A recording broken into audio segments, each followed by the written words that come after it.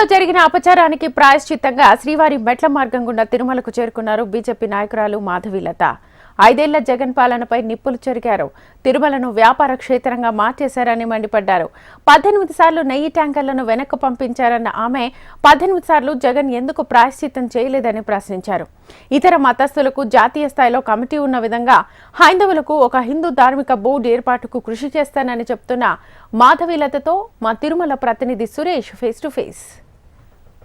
శ్రీవారి మెట్టుకుండా మాధవీలత గారు తిరుమల చేరుకున్నారు. మనతో పాటు ఆమె ఉన్నారు. ప్రస్తుతం దేశవ్యాప్తంగా హాట్ టాపిక్ గా మారిన శ్రీవారి లడ్డు నెయ్యి కల్తీ వ్యవహారం మీద మాట్లాడి ప్రతిచేస్తున్నారు. నమస్కారం మేడం.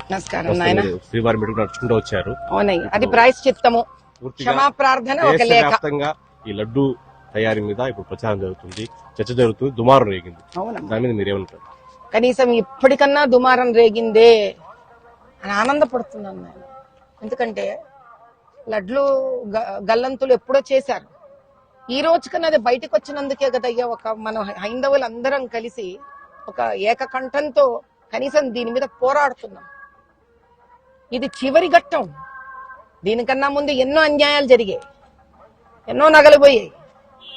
పెద్దవాళ్ళు చాలా మంది ఈఓల కింద, చైర్మన్ల కింద మంచి వాళ్ళు, మంచి ఆలోచనలు ఉన్నవాళ్ళు, ధర్మాత్ములు ఎంతో మంది పాప ఐఏఎస్ ఆఫీసర్లు పెద్ద పెద్ద పోస్టులు ఇక్కడ చేసి రూల్స్, చక్కటి రూల్స్ పెట్టి, వైవి సుబ్రహ్మణ్యం గారు, ఎల్వి సుబ్రహ్మణ్యం గారు ఉన్నారు, ఆయన ఎంత చక్కటి రూల్స్ పెట్టారు.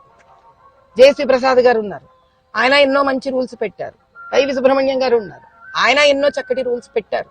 వీళ్ళందరూ తప్పించారయ్యా. ఇక్కడ ఎంతో పద్ధతిగా హైందవ ధర్మ సంస్థాపనకు చేయడానికి వాళ్ళదంటూ ప్రతి ఒక్కటి కూడా ఇక్కడ త్యాగం చేసి వెళ్ళిన వాళ్ళు వీళ్ళందరూ. అది అసలు ఎంత భయంకరం. వెంకటేశ్వర స్వామికే ఆ దిక్కులేని పరిస్థితి చేసేశారు వీళ్ళు చివరికి.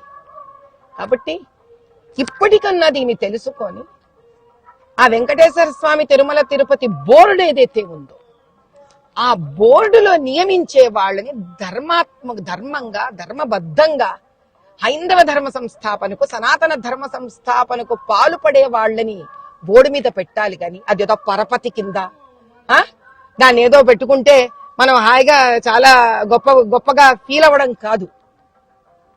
సనాతన ధర్మాన్ని, హైందవ ధర్మ సంస్థాపనకు అన్ని రకాలుగా పాటుపడే వాళ్ళని, పెద్దవాళ్ళని, యోగ్యులను, ఈ చరిత్ర తెలిసిన వాళ్ళని, దీన్ని సంరక్షించే వాళ్ళని తీసుకొచ్చి బోర్డు మీద పెట్టాలి. కానీ దీన్ని రాజకీయంగా మార్చుకొని స్వలాభాలకి, సొంత వాళ్ళకి, చుట్టాలకి, బంధువులకి, డబ్బులు ఇస్తున్న వాళ్ళకి ఇలా పెడితే మరి ఎలా తయారవుతుంది? నాన్న గుడి ఏమైపోవాలో అది అవుతుంది. కానీ అలా అవుతుంది కదా, వెంకటేశ్వర స్వామి ఏం చేయకుండా కూర్చుంటాడని అనుకోకండి.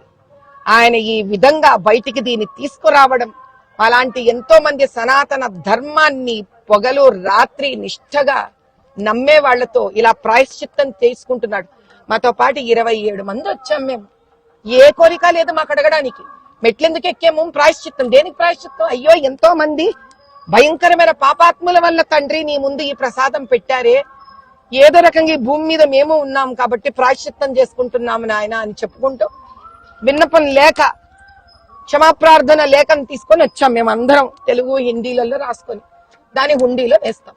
మరోవైపు ఇతర మతస్థ ఆలయాలకు కూడా నిధులు మళ్లించారు ఆరోపణ. దీని మీద మీరేమంటారు? ఆరోపణ అనే దాన్ని ఎవరైతే అంటున్నామో దాని ప్రూఫ్స్ అడుగుదాం కదా. నా నిధి ఎక్కడ పోయింది? ఇదన్నా పెద్ద, ఇప్పుడు డబ్బు రావడం నిజమే కదమ్మా, హుండీలో డబ్బు పడింది, దీనికో లెక్కలున్నాయి. ఎక్కడ పోయిందో చూపించమనండి.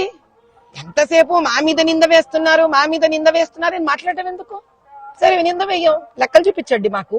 అసలు నేను ఒక మాట అడుగుతానయ్యా, టక్కని ఇప్పుడు అనిపిస్తోంది, అసలు ఇది మా అందరి దేవాలయం కదా, దీని ఖర్చులు ఎందుకు పేపర్లో పబ్లిష్ అవ్వవు? ఎందుకు పబ్లిష్ అవ్వట్లే పేపర్లో ఓపెన్ గా? మా అందరికి తెలియాలి కదా. ఇది వీళ్ళు అడ్వర్టైజ్మెంట్లు వేసుకుంటారా? ఇంత పెద్ద పెద్ద రాజకీయ అడ్వర్టైజ్మెంట్లు వీళ్ళు. తిరుమల తిరుపతి దేవస్థానం ఉండిలో పడే డబ్బులు, లడ్డూకు పడుతున్న డబ్బులు, రకరకాల దీనికి వస్తున్న ఆదాయము ప్రతి హైందవుడు మొత్తము ప్రపంచమంతా తెలియాలి. అసలు ఈ డీటెయిల్స్ బయటికి రావాలి. ఎవరెవరు ఉన్నారు, వాళ్ళ మతాలు ఏమిటి, వాళ్ళ అండర్టేకింగ్ సంతకాలు పెట్టారు లేదన్నా గొడ్డుపోయిందా ప్రపంచం? హిందువులం లేమా? పరమతం వాళ్ళు మమ్మల్ని తీసుకుంటున్నారా? వణికిపోతారు కింద నుంచి. ఒక్కళ్ళిద్దరిని పెడతామంటేనే. నన్ను పెట్టమనండి ముందు ఫస్ట్. తేలుస్తాను. ఈక పీక తేల్చి పారేస్తాను నేను. అసలు చాలా సంతోషం. Thank you madam. పూర్తి స్థాయిలో సనాతన ధర్మాన్ని కాపాడేందుకు పూర్తిగా తన హైందవుల మీద అభిమానం, గౌరవం ఉన్న వారిని బోర్డు సభ్యులు నియమించాలి. మరోవైపు దేశవ్యాప్తంగా హిందూ ఆలయాలను కాపాడేందుకు ఒక బోర్డు కూడా ఏర్పాటు చేయాలని మాధులత గారు డిమాండ్ చేస్తున్నారు. వీడియో జర్నలిస్ట్ సినాతో సురేష్, HM టీవీ తిరుమల.